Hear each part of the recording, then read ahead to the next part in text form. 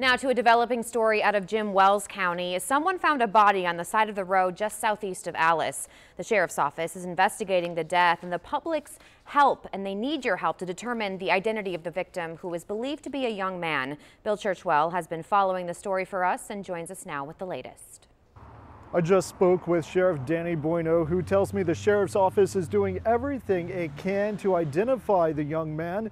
That's because he was found without a wallet or any identification.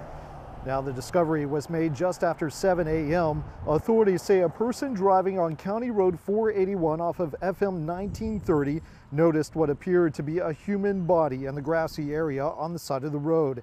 They say the victim is a light-complected Hispanic male around 25 to 30 years old. He was wearing black shorts and a white tee.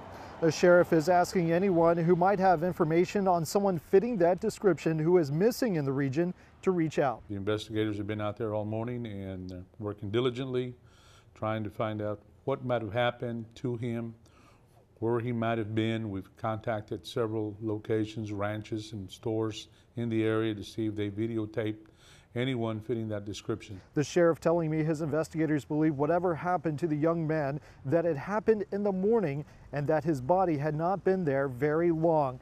In the meantime, an autopsy is being performed to determine exactly what caused his death. Reporting from Alice tonight, Bill Churchwell, 3 News. Thank you, Bill, for that report.